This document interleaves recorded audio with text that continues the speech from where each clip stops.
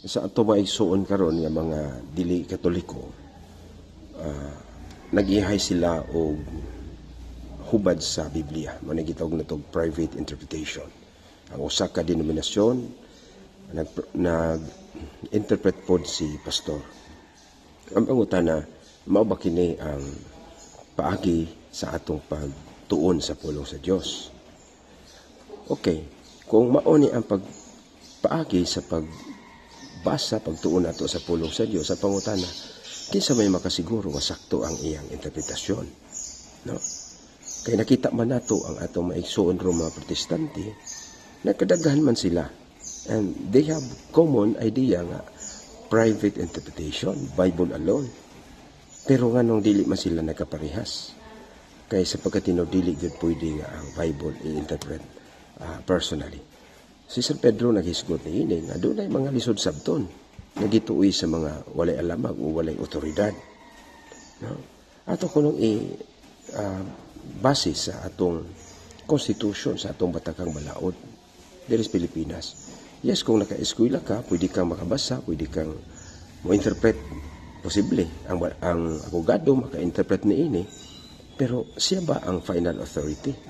Natay gitawag usip Supreme Court o sila ang final say ug unsa magyubote pasabot unsaon pag-apply ang balaod.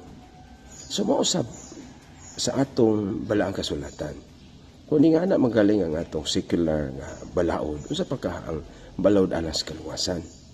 Mao nga ang Ginoo nagtukod sa simbahan, pinaagi sa mga apostoles ug mao iyang gitagaag otoridad, authority to teach, to preach, to interpret the word of God, written or unwritten. Apostolic tradition ug ang Biblia ang atong gibasa karon.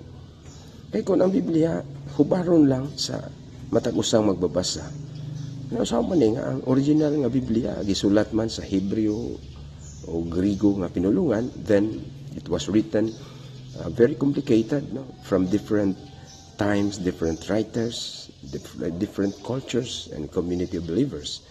Ang pangutana, kung saan man yung pagsiguro ang imong gigamit ng Biblia, imong gi-interpret, imong gitunan, sakto po na nga translation. So, bisan pag natay interlinear diha.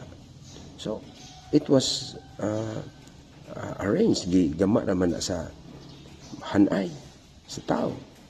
So, mo na nga sakto yun ang gitudlo sa simbahang Katoliko, nga si Kristo, pangari niya, nagtukod siya sa simbahan, nagipadumala niya sa mga apostoles, na sila ang gitawag official interpreter sa pulong sa Ginoo sa pagtulunan ni Kristo. Naningon si Kristo, Mateo 28:19, panglakaw ka mo, isang yung maayong balita, tudlo sila. So the authority to teach, o niya, matud pa, Lucas 10:16, ang mamati ka ninyo, mamati ka nako. So mao naadiha ang authority sa pagtudlo. Mao na nga si Kristo, si San Pablo nag-ingon sa 1 Timoteo 3:15, the church is the pillar and foundation of truth. It's not everyone kada usa magbasa, dili siya mo'y foundation of truth, dili siya mo'y mo declare nga sakto ning akong interpretation. So man nga sakto ang simbahang Katoliko nga diha sa simbahan adunay church magisterium, the teaching office of the church, nga siya ang mo declare nga sakto kini nga interpretasyon. Kay kung pasagdan ang matag usa sama sa nahitabo karon sa mga Protestante, the more they interpret personally, the more they were divided, nga wala hunong hino, nag-iyahay naman sila. So mga danger sa private interpretation is the unlimited division. God bless.